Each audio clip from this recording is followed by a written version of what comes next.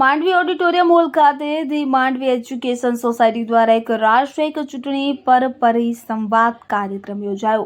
Mandvi auditorium hall ખાતે the Mandvi education society દ્વારા one nation one election અંતર્ગત કાર્યક્રમનું આયોજન કરવામાં આવ્યું કે જેમાં એજ્યુકેશન સોસાયટીના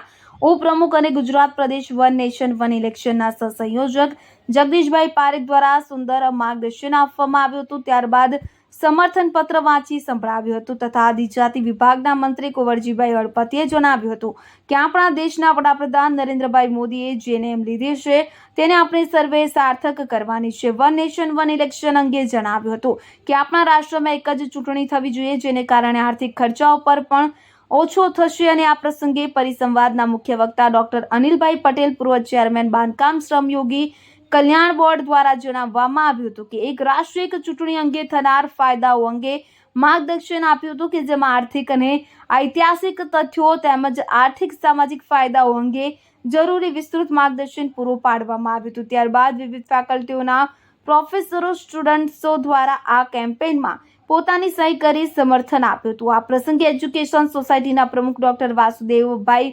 જોખાકર, મંત્રી નલિનભાઈ શાહ, ઉપપ્રમુખ ડોક્ટર આશીષભાઈ ઉપાધ્યાય, જગદીશભાઈ પારેખ, પ્રિતેશભાઈ રાવળ તથા વિવિધ ફેકલ્ટીઓના પ્રોફેસરો સ્ટુડન્ટો સાથે સુંદર પરિસંવાદ કાર્યક્રમ યોજવામાં આવ્યો હતો. ઈશ્વર સોલંકી, માંડવી.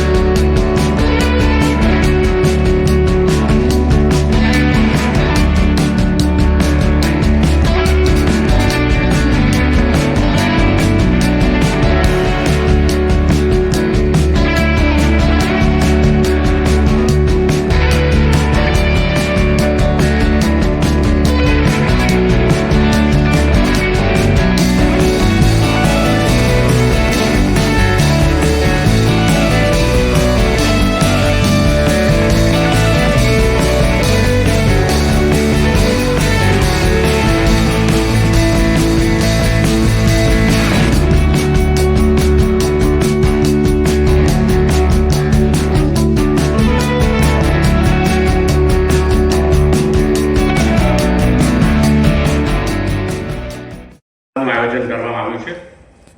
અને આજના પરિસંવાદમાં ઉપસ્થિત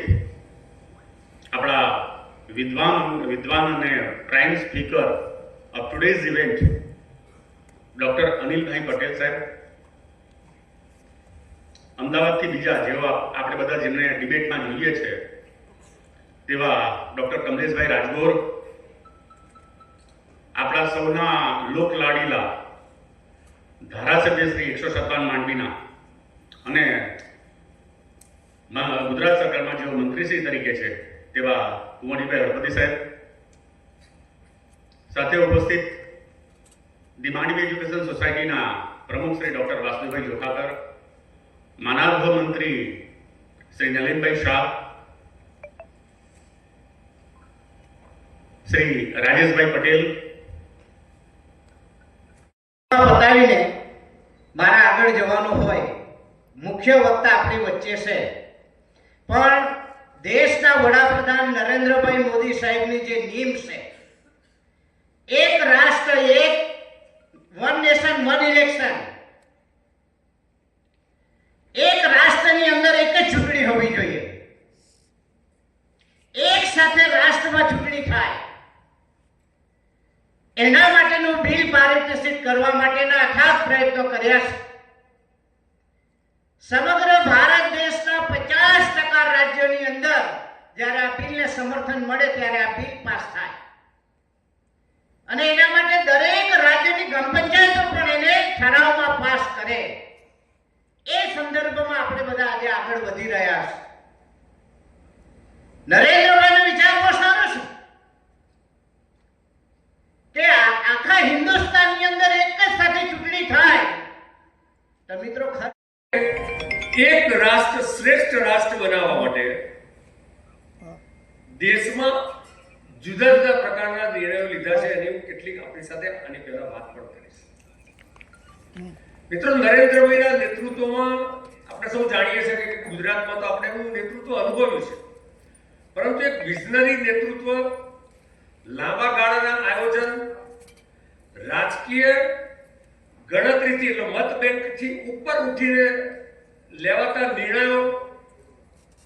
કુલ મળીને ગુડ ગવર્નન્સનું જે મોડલ છે, કદાચ આઝાદી પછી પરફેક્ટ ગુડ ગવર્નન્સનું મોડલ જો આપ્યું હોય કોઈ એક પ્રધાનમંત્રીશ્રીએ, તો એ આપણા ગુજરાતના પુત્ર નરેન્દ્રભાઈ મોદી છે.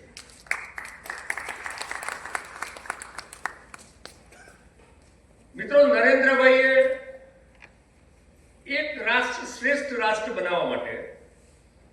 એક રાષ્ટ્ર એક tax, one nation one tax